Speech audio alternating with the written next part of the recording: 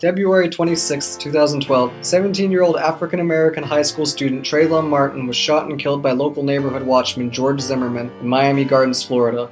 After a long, arduous trial, Zimmerman was found not guilty. This ruling would soon become the birthplace of Black Lives Matter, a social movement with the goal of eliminating racially biased police brutality. For the last few years, the divisive movement has exponentially grown in popularity through its numerous demonstrations and celebrity endorsements. Recently, however, the movement has reached new heights of relevancy. Former San Francisco 49ers starting quarterback Colin Kaepernick has ignited the flames of the movement by choosing to remain seated during the U.S. national anthem.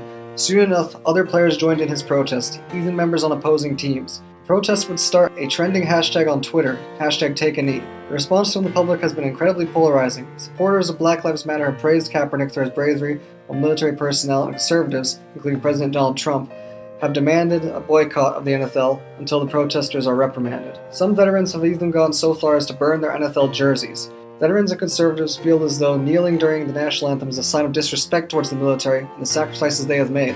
While it is understandable why some would be upset at the protest, those offended need to be aware that the demonstrations are not directed towards the military, but rather police brutality. Those against the protests feel that these demonstrations are disrespectful because of the national anthem's connections to the military and their sacrifices. Collegiate writer Tiana Zachariah wrote an opinion piece about the protesters, condemning their actions. In her article, Zachariah justifies her position by saying, "I have a lot of respect for the armed forces and feel like people need to know and appreciate what they do and all they sacrifice. Too many people take it for advantage because they aren't physically connected to servicemen and women." Written by Francis Scott Key during the War of 1812, the U.S. national anthem, also known as the Star-Spangled Banner, began as a poem written after Key witnessed the American flag flying after the Battle of Fort McHenry. It wasn't until 1931 in which President Herbert Hoover made the song the official national anthem. The creation of the song and its push to become our national anthem has become based on military service and the respect the American people have for it. So it is logical for some Americans to see these protests as an act of disrespect to the military and its service.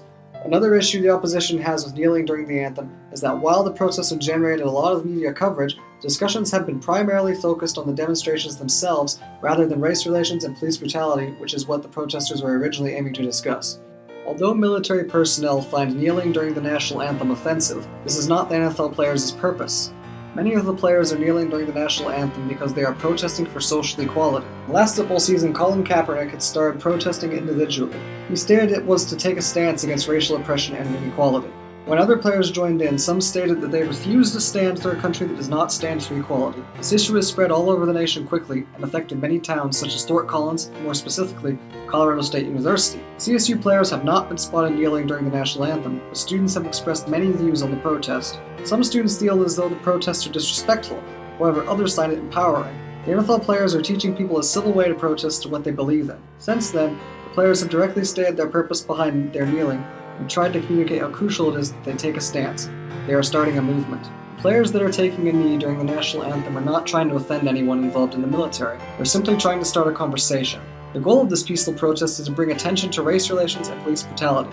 In no way do the players blame the military or want to connect this issue to the military. These players are frustrated and wish to get the attention of the police and the public. The NFL players just want a way to show that they do not agree with the police brutality and racial profiling that has been occurring. This protest is what they deem is necessary to demonstrate how they feel. These demonstrations have been peaceful and have not resulted in any injuries or riots. Players are just simply trying to find a way to get their feelings and point across in a non-violent way, and that is exactly what they have done. Compared to other recent protests, these have been fairly successful in remaining peaceful. Not only have the protests been peaceful, but they have also accomplished their goal. It has started a conversation all around the country. Hopefully that conversation will result in some type of change. It is understandable to critique the effect these protests have had on police brutality and race relations. However, they are clearly not targeting the American military, and their protests still fall under their First Amendment rights. The NFL players, those who support them, and military service members all see themselves as fighting to preserve the rights of all Americans. Their methods may be different, but they seek a similar goal. Unfortunately, the intention of the protest has been overshadowed by the argument over the respect of the American military. These two sides need not be in argument with one another regarding this method of protest. Kneeling during the national anthem was started as a symbol of resistance to the police brutality and racial violence that has been prominent in this country for centuries. It has become a symbol that shows that the time has come for this to stop. The military have nothing to do with this protest, but they feel like they are being disrespected due to these protests taking place during the national anthem. Both sides want what is best for this country, and want Americans to be safe on and off American soil. That being said, there needs to be a greater focus on the issue the protest is trying to solve rather than the protest itself. To a degree, both have focused on the wrong issue, and need to direct their focus towards the actual problem, which is police brutality and institutional racism. Us coming together as a nation would be the ultimate respect towards our military servicemen and women who have maintained our freedom for centuries.